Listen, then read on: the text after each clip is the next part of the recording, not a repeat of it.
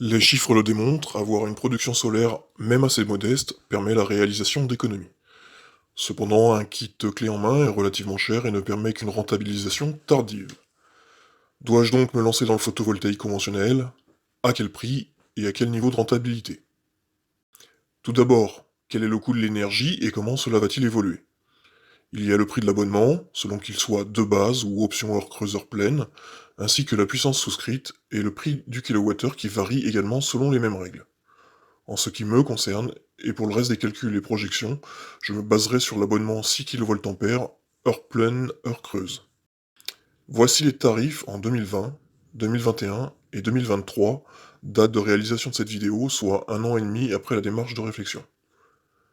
Si l'on regarde cette courbe prévisionnelle de l'augmentation du prix du kilowattheure, elle est fiable. C'est sur ce genre de courbe que je me suis appuyé fin 2021 pour savoir si, entre l'augmentation du prix de l'énergie et l'inflation, cela valait le coup d'investir dans le photovoltaïque. Pour faire simple, selon que les modèles soient optimistes ou pessimistes, fin 2021, les prédictions tablent sur une augmentation de 2 à 4% annuelle. Un simulateur donne le résultat suivant. Pour une facture de près de 850 € en 2021, la même quantité d'énergie consommée en 2040 serait facturée 1486 €. Il apparaît donc utile d'investir dans du solaire pour sa propre consommation, plutôt que d'épargner par exemple sur un livret A. Alors en avant, je me documente et je commence à réfléchir sérieusement où je pourrais implanter des panneaux et à simuler combien ça pourrait produire. Il faut ensuite conjuguer avec les tracas administratifs et légaux. Après des mois de documentation, je choisis d'implanter mes panneaux au sol pour éviter toute demande de travaux auprès de ma commune.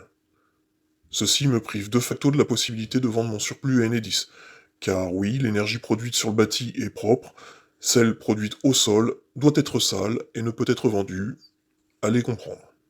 Mais même là, j'y trouve mon compte, puisque pas de vente égale pas de besoin de faire contrôler et certifier son installation, donc encore des soucis administratifs en moins et des économies.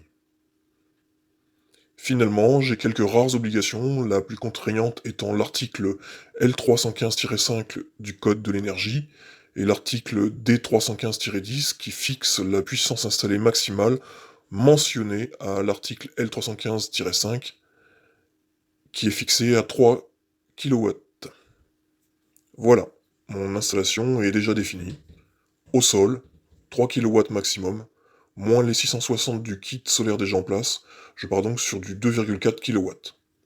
Reste maintenant à réaliser ce projet avec un investissement minimum.